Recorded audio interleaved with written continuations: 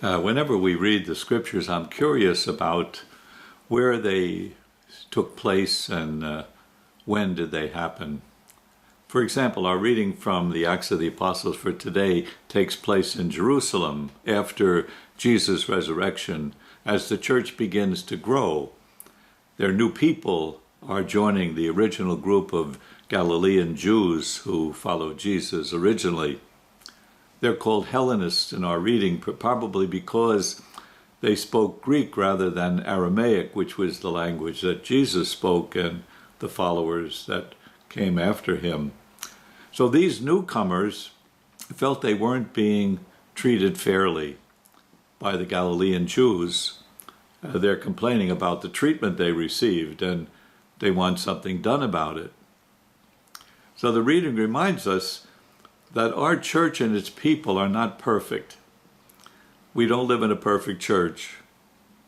In every society, even the church, you find injustices that have to be addressed and changes that have to be made. And recognizing injustice isn't easy either, is it? Especially when you're the one who benefits from that injustice. So, reading the Acts of the Apostles as we do in the Easter season, it helps us to see that our church changes through time. Every institution of society, the world itself, changes. And it reminds us that living in a changing church and a changing world is one of the most important ways that we follow Jesus. He leads us through time. It's one of the ordinary ways that we have of taking up our cross and following the Lord, confronting injustice, accepting change, as confusing and as frustrating as it can be hard. But it's life, it's real life, and it's not easy. And that brings me then to our gospel for today.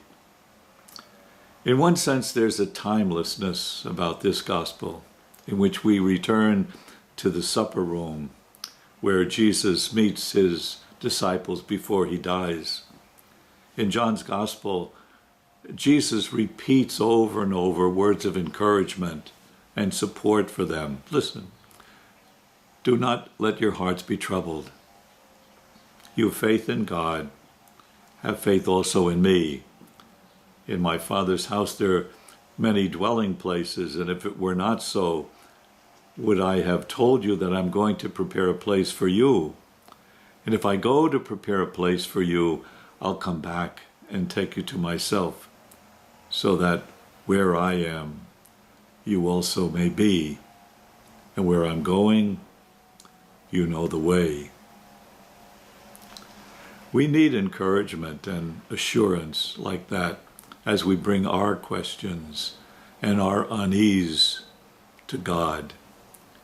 The Lord tells us over and over to enter the room of our own heart and find our place with him there.